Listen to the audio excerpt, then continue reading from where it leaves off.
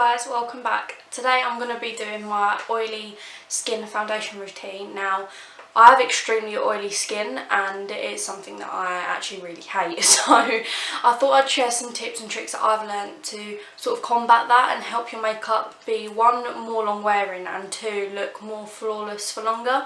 Because if you've got oily skin, you know it normally breaks up, especially around the nose if you're oily on your nose, which can be a pain because I end up with great makeup everywhere else and then no makeup on my nose, which is not a good look. But yeah, as I said, I'm just going to show you what I do from skincare till the end of my foundation routine, which all help to combat my oils throughout the day and give me an overall flawless finish. Okay, so step one before you've even put makeup on is making sure that you cleanse and moisturise.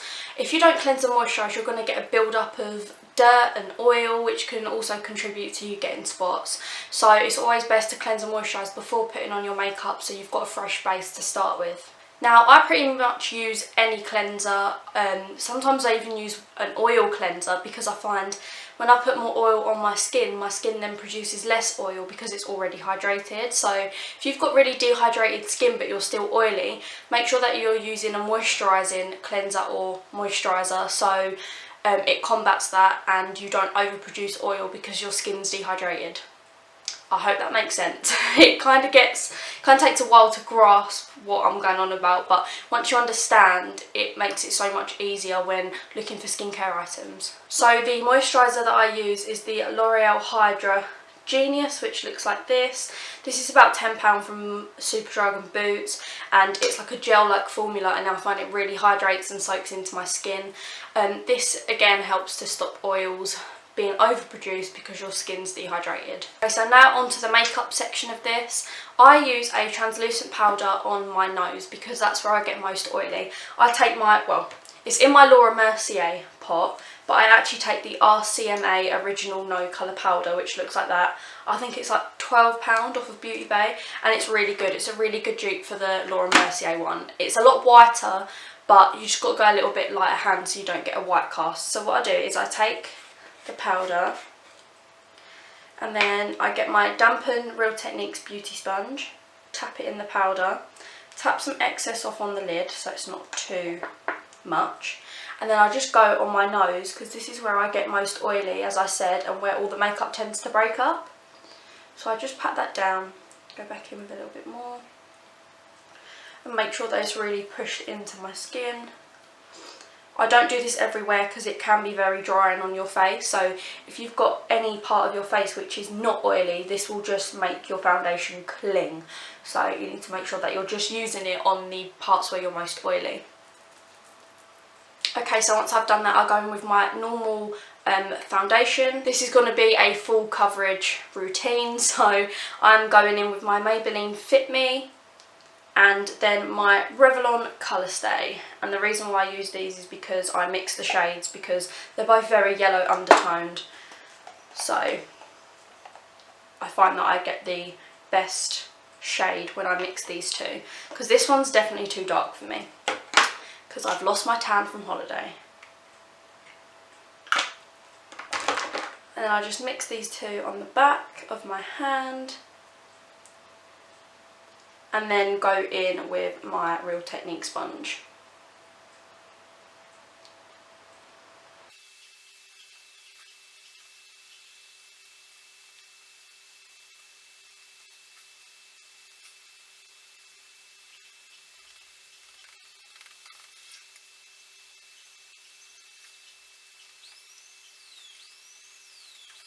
So my foundation is down. I always make sure to go over my nose and extra press in because I find that just helps to lock it onto that powder.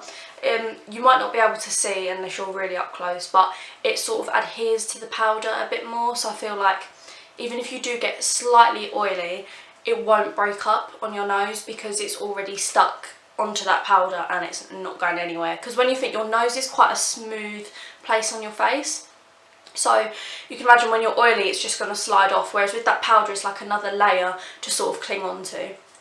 Again, if you're oily on your forehead, your chin, you can do this technique anywhere that you'll get oily. Just, I wouldn't recommend doing it all over the face unless you are a grease ball. And don't take offence to that because I get like a grease ball and I know I do. Okay, so just carrying on with the face base, I'm going to go in with the L'Oreal True Match, the One concealer. This is in shade 1.N. It's quite a lightweight concealer. I'm just going to pop that under my eyes. I'm going a triangle shape because that helps to lift your face.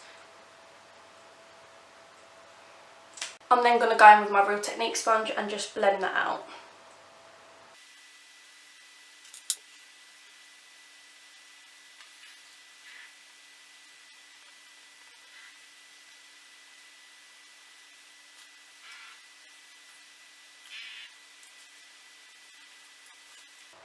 Okay, so once the concealer's on, we're then going to set all of this, and of course that's going to help prevent oils coming through.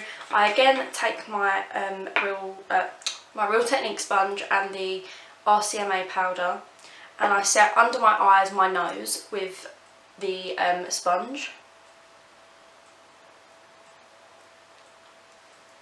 Then I'll take more and then just pop that on my nose. Making sure to, like, if you find that you can't press it enough, sort of press and roll, and that helps to really push the powder in and make sure it's not just sat on top of that foundation. You want to make sure it's all pushed in together. And then just take my fluffy brush and brush off the excess. And then what I do is I dip my large fluffy brush into the powder, take the lid, go like this, and you can see, I don't know if you can see all that powder coming up, but that's the excess we don't want. Tap it off, and then just go over the rest of my face where I get oily. So I lightly brush on my forehead and also on my chin area, and then just take the excess everywhere else. And that way you're not caking your face full of powder, but you're also setting the liquid that you've just put down. Okay, so the next thing you want to do is contour and bronze. So I actually use Hoola by Benefit, and I contour / bronze at the same time. I don't really do two separate steps, but obviously you can if you want to. So I just take the little brush that it comes with, tap in the product, and then just go with a light hand and start carving out my cheekbones.